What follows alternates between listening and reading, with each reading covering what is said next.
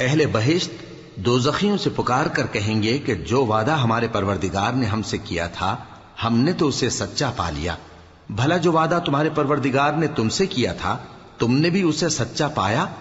وہ کہیں گے ہاں. تو اس وقت ان میں ایک پکارنے والا پکار دے گا کہ بے انصافوں پر اللہ کی لعنت، جو اللہ کی راہ سے روکتے اور اس میں کجی ڈھونڈتے اور آخرت سے انکار کرتے تھے. ان دونوں یعنی بہشت اور دوزخ کے درمیان آراف نام کی ایک دیوار ہوگی، اور آراف پر کچھ آدمی ہوں گے جو سب کو ان کی صورتوں سے پہچان لیں گے، اور وہ اہل بہشت کو پکار کر کہیں گے کہ تم پر سلامتی ہو.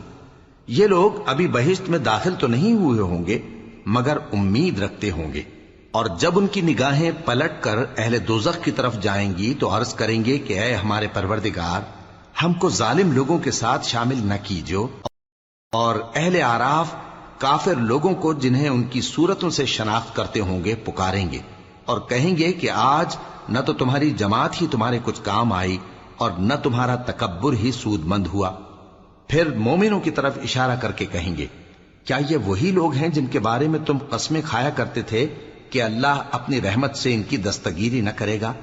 تو مومنوں، تم بہشت میں داخل ہو جاؤ، تمہیں کچھ خوف نہیں اور نہ تم کو کچھ رنج و غم ہوگا. اور دوزخی بہشتیوں سے گڑ گڑا کر کہیں گے کہ کسی قدر ہم پر پانی بہاؤ، یا جو رزق اللہ نے تمہیں عنایت فرمایا ہے اس میں سے کچھ ہمیں بھی دو. وہ جواب دیں گے کہ اللہ نے یہ دونوں نعمتیں کافروں پر حرام کر دی ہیں، جنہوں نے اپنے دین کو تماشا اور کھیل بنا رکھا تھا اور دنیا کی زندگی نے ان کو دھوکے میں ڈال رکھا تھا. تو جس طرح یہ لوگ اپنے اس دن کے آنے کو بھولے ہوئے اور ہماری آیتوں سے منکر ہو رہے تھے، اسی طرح آج ہم بھی انہیں بھلا دیں گے. اور ہم نے ان کے پاس کتاب پہنچا دی ہے جس کو علم و دانش کے ساتھ کھول کھول کر بیان کر دیا ہے، اور وہ مومن لوگوں کے لیے ہدایت اور رحمت ہے.